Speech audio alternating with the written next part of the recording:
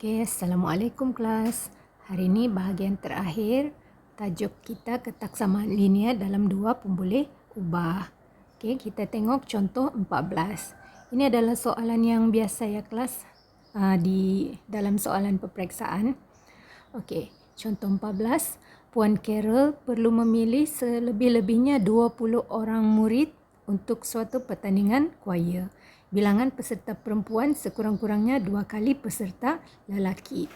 Tulis dua ketaksamaan linear selain X lebih besar dari kosong dan Y lebih besar atau sama dengan kosong yang mewakili syarat pemilihan peserta pertandingan choir. Okey, kalau kita tengok ayat yang pertama di situ, Puan Carol perlu memilih selebih-lebihnya 20 orang murid. Kita bolehlah tulis dulu dia punya maksud ya kelas. Okey, katakanlah X ialah perempuan dan Y ialah lelaki. So, kalau kita cakap tentang bilangan lelaki dan perempuan, maksudnya ialah lelaki dan perempuan tu kita tambah. Jadi, perlu memilih selebih-lebihnya 20 orang dari semua murid lah kan. Maksudnya X dan Y kita tambah. Okey, selebih-lebihnya 20 macam yang kita sudah bincang sebelum ni mestilah kurang atau sama dengan. Boleh tengok balik buku teks kamu muka surat 165.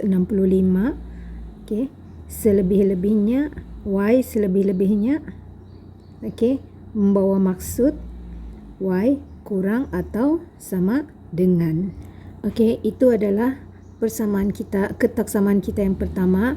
Ketaksamaan yang kedua pula ialah bilangan peserta perempuan sekurang-kurangnya 2 kali peserta lelaki. Okey, kalau kita tengok dia punya ayat, perempuan 2 kali lelaki. Okey, jadi perempuan ialah X, lelaki ialah Y. Jadi perempuan 2 kali lelaki. So, X 2 Y. Ini dia punya hubung kait. Perkataan di sini sekurang-kurangnya maksudnya dia lebih besar atau sama dengan.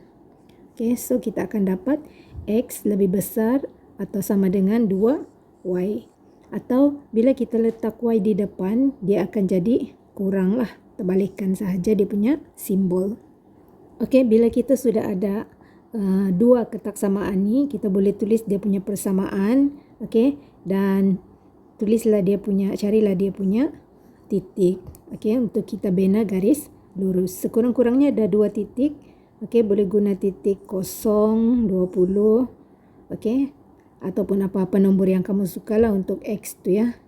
Jadi di sini kita guna 0, 20 sebab 20 kebetulan berada di pintasannya.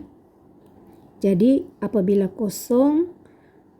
X sama dengan 0, maka Y sama dengan 20. Okey, cara kiranya ialah apabila 0 tambah dengan Y sama dengan 20, so Y sama dengan 20 lah. Okey, itu untuk yang pertama. Okey, kita tengok lagi sekali X tambah Y ya. Yang kedua tu 20 tambah Y sama dengan 20. So Y sama dengan 20 tolak 20 sama dengan 0. So ini dia yang kita dapat. Untuk yang kedua, 2Y sama dengan X. So apabila X sama dengan 0, okey, jadi 2Y sama dengan X sama dengan 0 ah. Okey, jadi Y sama dengan 0 lah. Okey. Darab 2 pindah sebelah jadi bahagi 2. So itu yang pertama. Yang kedua, 2Y sama dengan X kan. 2Y sama dengan nilai X sama dengan 20. So Y sama dengan 20 bahagi 2. So Y sama dengan 10. So kita sudah ada 2 koordinat. Okey, kita tengok titik yang pertama 0, 20. 0, 20 ini dia. 20, 0. 20, 0 ini dia. So ini adalah garisan yang pertama. Okey, garisan yang kedua 0, 0. Ini adalah titik 0, 0. 20, 10. 20, 10 sini ya. Jadi ini adalah garisan yang kedua. Oke, jadi kita tengok kita punya ketaksamaan tadi ya. Oke, itu ketaksamaan yang pertama. Ini ketaksamaan yang pertama, ini ketaksamaan yang kedua.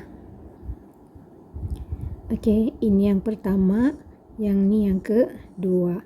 Oke, jadi untuk yang pertama yang warna merah nih, oke, garisan merah, dia nak kurang. Kalau kurang dia mestilah berada di belah bawah. So ini adalah bawah. Oke. Dan satu lagi ialah kurang juga. So kalau kurang, oke, kurang dari garisan yang warna hijau, kurang sini, kurang sini.